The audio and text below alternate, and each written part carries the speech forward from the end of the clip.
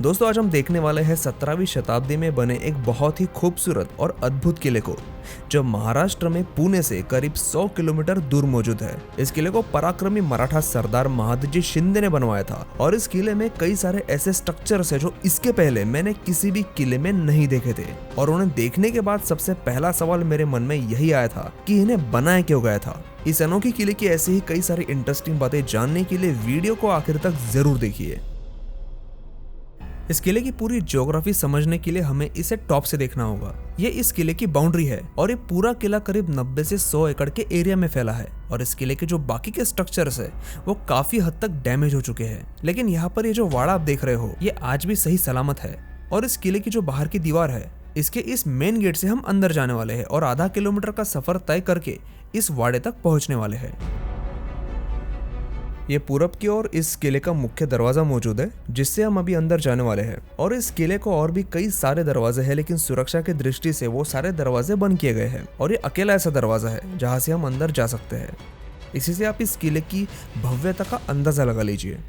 अंदर जाते हुए इस गेट पर ही जो आपको बकरियां दिख रही है, इससे शायद आपको ऐसा लग रहा होगा कि इस ऐतिहासिक धरोहर की देखभाल अच्छी तरह से नहीं की जाती होगी, लेकिन ऐसा बिल्कुल नहीं है। इस किले में मौजूद कुछ स्ट्रक्चर सभी डैमेज हो चुके हैं, लेकिन इस किले का जो मुख्य वाड़ा है उसकी देखभाल काफी अच्छे से की गई है। और पिछले 10 से 15 सालों से इस वाड़े का इस्तेमाल स्कूल के तौर पर किया जा रहा है।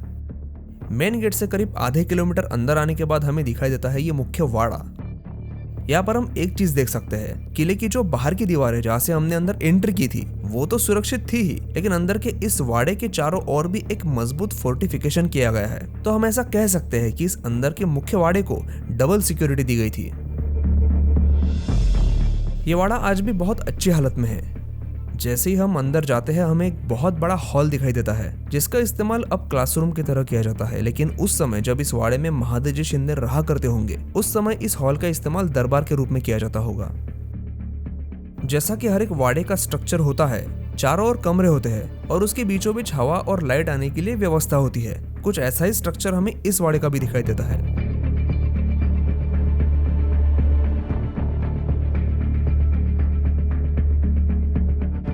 ऊपरी मंजिल तक जाने के लिए कई सारी सीढ़ियां हैं और इन सीढ़ियों की खास बात यह है कि ये लकड़ियों की है और ये उस समय से लेकर आज तक अच्छी हालत में टिकी हुई है। मैंने यहाँ पर आने से पहले ऐसा पढ़ा था कि इस किले में एक स्कूल चलाई जाती है और आसपास के गांव के बच्चे यहाँ पर पढ़ने के लिए आते हैं। तो मुझे थोड़ा डाउट था कि हमें अंदर एंट्री मिलेगी या फिर नहीं, या फिर अंदर शूट करने की परमिशन होगी या नहीं। लेकिन यहाँ के स्टाफ ने न सिर्फ हमें शूट करने की परमिशन दी, बल्कि जैसे ही मैंने उन्हें हमारे चैनल के बारे में बताया, उन्होंने इस वाड़े के बारे में भी मुझे काफी जानकारी दी। इस पूरे किले को बनाने वाले महादजी शिंदे के बारे में हमें कुछ बातें जान लेना बहुत जरूरी है, क्योंकि इतना खूबसूरत, इतना भव्य किला बनाने वाले महादजी शिंदे वही पराक्रमी मराठा सरदार थे जिन्होंने पानीपत के युद्ध में मराठाओं की करारी हार के बाद मराठा साम्राज्य को फिर से खड़ा किया था। ग्वालियर के आज के जो सिंधिया है, ये उन्हीं के पूर्वजों का किला है। शिंदे नाम ही आगे जाकर सिंधिया बना था।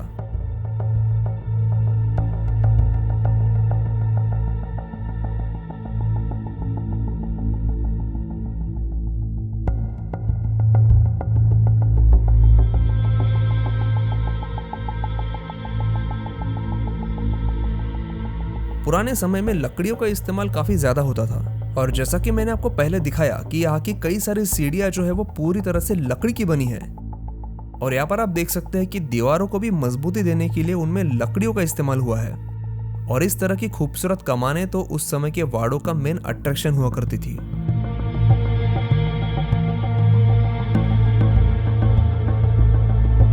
फिर से एक और लकड़ी की सीढ़ी से हम ऊपर गए, तीसरी मंजिल पर। और यहाँ पर अगर आप ऊपर थोड़ा ध्यान दे तो ऊपर का जो छत है वो भी पूरी तरह से लकड़ियों से बना है और दीवारों में भी जगह जगह पर लकड़ी के पिलर्स यूज किए गए हैं।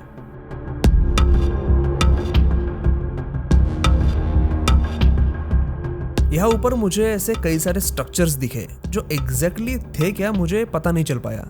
जैसे कि ये बड़ा सा होल जिसका दूसरा छोर बंद था, शायद ये बंदूक चलाने की जगह हो सकती है, लेकिन पूरे वाड़े की दीवार में मुझे सिर्फ ये एक ही होल दिखा, तो इसके बारे में मैं कंफर्म आपको नहीं बता सकता। और फिर मुझे दिखा ये स्ट्रक्चर जो फिलहाल बहुत ही खराब हालत में था। शायद इसे देखकर आपको समझ में ना आए कि एग्जैक्टली है क्या, तो मैं आपको बता दूं कि ये उस समय का पानी को ऊपर की मंजिल तक चढ़ाने का एक सिस्टम है जिसे मोट कहते हैं। इसी जगह से जो नीचे ग्राउंड लेवल का जो पानी था वो ऊपर तक आता था, और अभी हम जो वाटर टैंक देखने वाले हैं उस वाटर टैंक में उस पानी को छोड़ा जाता था।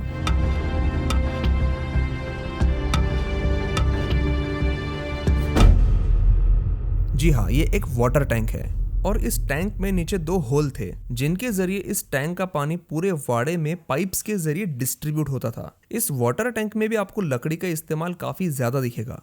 किलो के जरिए यहाँ पर लकड़ी को जो ठोका गया था वो लकड़ियां आज भी यहाँ पर टिकी हुई है।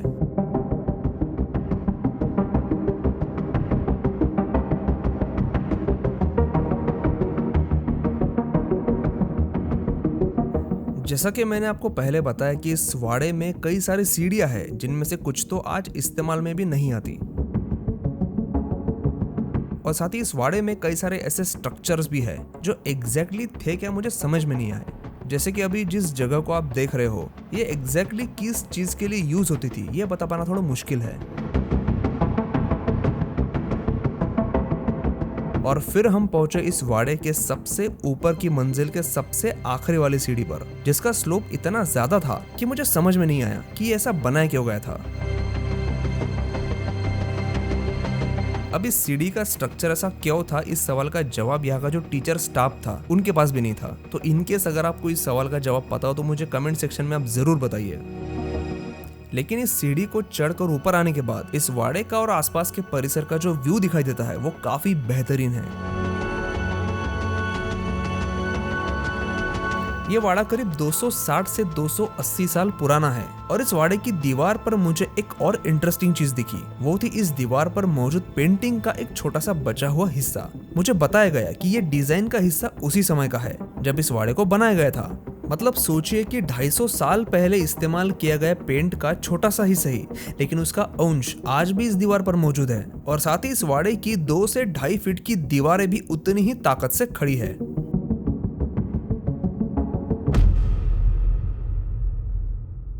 मराठा साम्राज्य के इतिहास की जब बात होती है तो मुख्यतः नाम आता है छत्रपति शिवाजी महाराज का, उनके बाद में पेशवाओं का। लेकिन इनके अलावा भी मराठा साम्राज्य को बढ़ाने में कई सारे मराठा योद्धाओं ने अपना योगदान दिया था। उनके बारे में ज्यादातर किसी को नहीं पता या फिर उनके बारे में ज्यादा बात नहीं की जाती।